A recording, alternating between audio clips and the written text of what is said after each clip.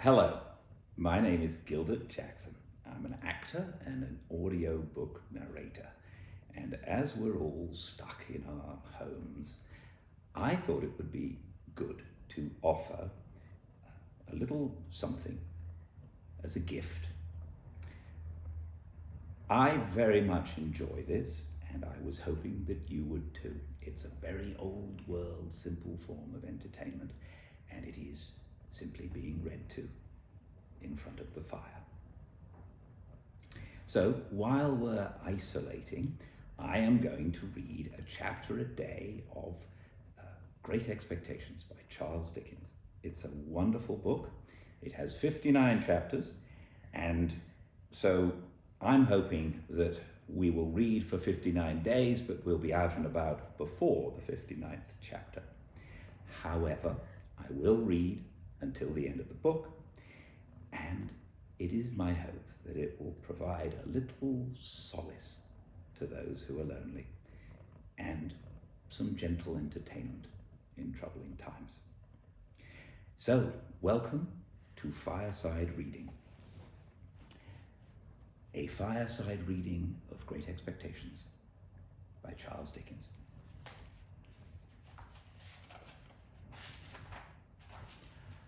Chapter 1. My father's name being Pirrip, and my Christian name Philip, my infant tongue could make of both names nothing longer or more explicit than Pip. So I called myself Pip, and came to be called Pip. I give Pirrip as my father's family name on the authority of his tombstone, and my sister, Mrs. Joe Gargery, who married the blacksmith.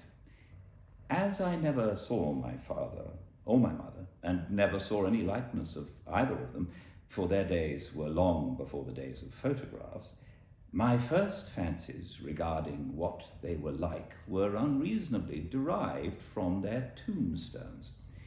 The shape of the letters on my father's gave me an odd idea that he was a square, stout, dark man with curly black hair. From the character and turn of the inscription, also Georgiana, wife of the above, I drew a childish conclusion that my mother was freckled and sickly. To 5 little stone lozenges, each about 1.5 feet long, which were arranged in a neat row beside their grave, and were sacred to the memory of 5 little brothers of mine who gave up trying to get a living exceedingly early in that universal struggle, I am indebted for a belief I religiously entertained that they had all been born on their backs, with their hands in their trouser pockets, and had never taken them out in this state of existence.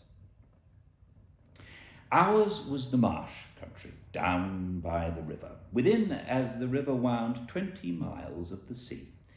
My first most vivid and broad impression of the identity of things seems to me to have been gained on a memorable raw afternoon towards evening.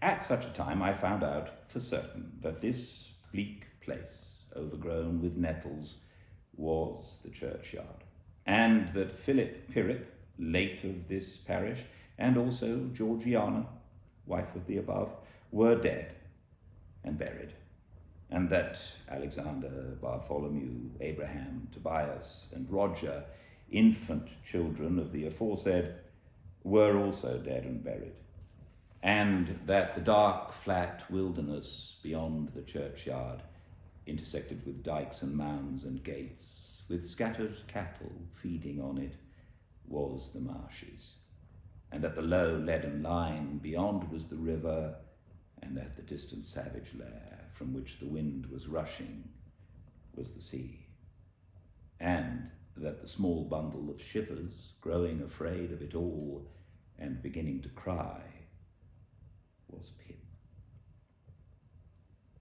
"Hold your noise!" cried a terrible voice, as a man started up from among the graves at the side of the church porch. "Keep still, you little devil, or I'll cut your throat." A fearful man, all in coarse grey, with a great iron on his leg. A man with no hat, and with broken shoes, and with an old rag tied round his head.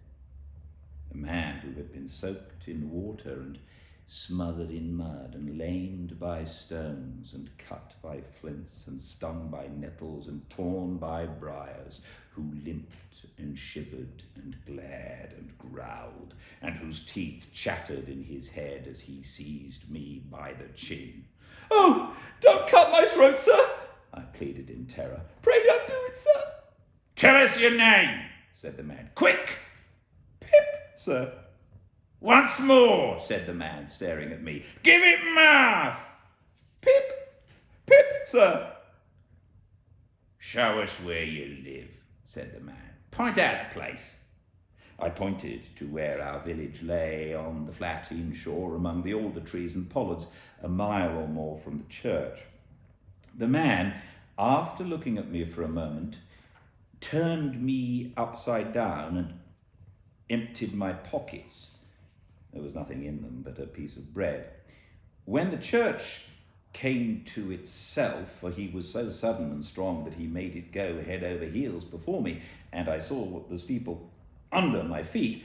When the church came to itself, I say, I was seated on a high tombstone, trembling, while he ate the bread ravenously. "You young dog," said the man, licking his lips. "What fat cheeks you have got." I believe they were fat, although I was at the time undersized for my years and not strong. "Darn if I could eat them," said the man with a threatening shake of his head. "And if I aren't half a mind to it." I earnestly expressed my hope that he wouldn't, and held tighter to the tombstone on which he had put me, partly to keep myself upon it, partly to keep myself from crying. "Now looky here," said the man. "Where's your mother?" "There," said I. He started, made a short run and stopped and looked over his shoulder. "There, sir," I timidly explained. "Also Georgiana. That's my mother." "Oh," said he, coming back. "And is that your father along with your mother?" "Yes, sir," said I. "Him too late of this parish." "Ha!" he muttered then, considering. "Who'd you live with? Supposing you're kindly let to live, which I ain't made my mind about." "My sister, sir, Mrs. Joe Gargery, wife of Joe Gargery, the blacksmith, sir." "Blacksmith, eh?" said he, and looked down at his leg. After darkly looking at his leg and me several times, he came closer to my tombstone, took me by both arms, and tilted me back as far as he could hold me, so that his eyes looked most powerfully down into mine, and mine looked most hopelessly up into his. "Now looky here," he said, "the question being whether you ought to be let to live. You know what a file is?" "Yes, sir." "And you know what whittles is?" "Yes, sir." After each question, he tilted me over a little more so as to give me a greater sense of helplessness and danger. "You get me a file," he tilted me again, "and you get me whittles." He tilted me again. "You bring 'em both to me," he tilted me again, "or I'll have your heart and liver out." He tilted me again. I was dreadfully frightened, and so giddy that I clung to him with both hands and said, "If you would kindly please to let me keep upright, sir, perhaps I shouldn't be sick, and perhaps I could attend more." He gave me a most tremendous dip and roll so that the church jumped over its own weathercock. Then he held me by the arms in an upright position on the top of the stone and went on in these fearful terms. You bring me, tomorrow morning, early, that file and them whittles. You bring the lot to me at that old battery over yonder. You do it, and you never dare to say a word or dare to make a sign concerning your having seen such a person as me, or any person somever, and you shall be let to live. You fail, or you go from my words in any particular, no matter how small it is, and your heart and your liver shall be tore out, roasted and ate. Now, I ain't alone, as you may think I am. There's a young man hid with me, in comparison with which young man I am an angel. That young man hears the words I speak. That young man has a secret way peculiar to him of getting at a boy and at his heart and at his liver. It is in vain for a boy to attempt to hide himself from that young man. A boy may lock his door, may be warm in bed, may tuck himself up, may draw the clothes over his head, may think himself comfortable and safe, but that young man will softly creep his way to him and tear him open. I am keeping that young man from harming you at the present moment, with great difficulty. I find it very hard to hold that young man off of your inside. Now, what do you say? I said that I would get him the file, and I would get him what broken bits of food I could, and I would come to him at the battery early in the morning. Say, Lord, strike you dead if you don't, said the man. I said so, and he took me down. Now, he pursued, you remember what you were undertook, and you remember that young man, and you get home. Good night, sir, I faltered. Much of that, said he, glancing about him over the cold, wet flat. Wish I was a frog, or an eel. At the same time, he hugged his shuddering body in both arms, clasping himself, as if to hold himself together, and limped towards the low church wall. As I saw him go, picking his way among the nettles and among the brambles that bound the green mounds, he looked in my young eyes as if he were eluding the hands of the dead people, stretching up cautiously out of their graves to get a twist upon his ankle and pull him in. When he came to the low church wall, he got over it, like a man whose legs were numbed and stiff, and then turned round to look at me. When I saw him turning, I set my face towards home and made the best use of my legs. But presently I looked over my shoulder and saw him going on again towards the river, still hugging himself in both arms and picking his way with his sore feet among the great stones dropped into the marshes here and there for stepping stones when the rains were heavy or the tide was in.